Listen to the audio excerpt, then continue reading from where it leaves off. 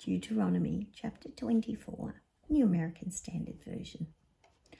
When a man takes a wife and marries her, and it happens, if she finds no favour in his eyes because he has found some indecency in her, that he writes her a certificate of divorce, puts it in her hand and sends her away from his house, and she leaves his house and goes and becomes another man's wife, and the latter husband turns against her, writes her a certificate of divorce, puts it in her hand and sends her away from his house, or if the latter husband who took her to be his wife dies, then her former husband who sent her away is not allowed to take her again to be his wife after she has been defiled, for that is an abomination before the Lord.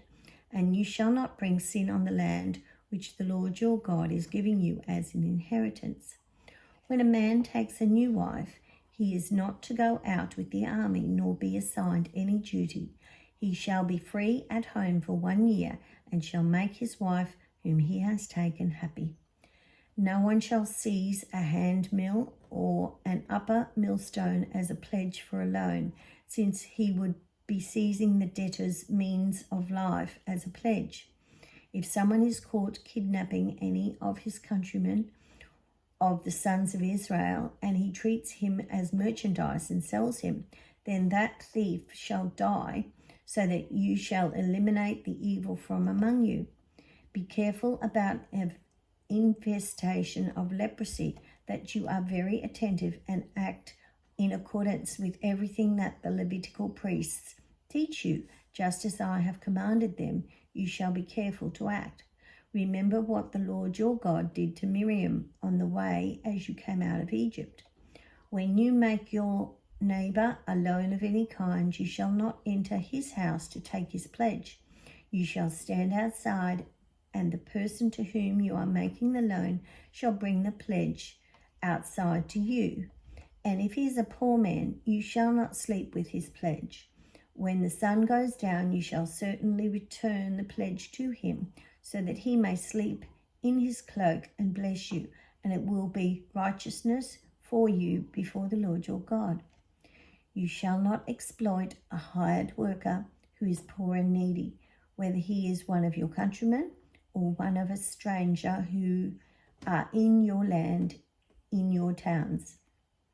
You shall give him his wage on his day before the sun sets, for he is poor and sets his heart on it, so that he does not cry out against you to the Lord, and it becomes a sin in you.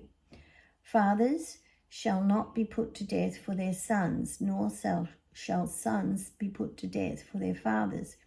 Everyone shall be put to death for his own sin alone. You shall not pervert the justice due a stranger or an orphan, nor seize a widow's garment as a pledge. But you are to remember that you were a slave in Egypt, and that the Lord your God redeemed you from there. Therefore I am commanding you to do this thing.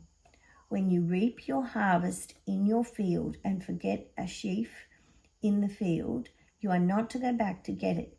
It shall belong to the stranger, the orphan, and to the widow, in order that the Lord your God may bless you in all the work of your hands.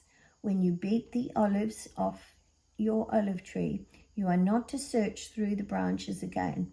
That shall be left for the stranger, the orphan, and the widow. When you gather the grapes of your vineyard, you are not to go over it again. That shall be left for the stranger, the orphan, and the widow. And you shall remember that you were a slave in the land of Egypt. Therefore I am commanding you to do this thing.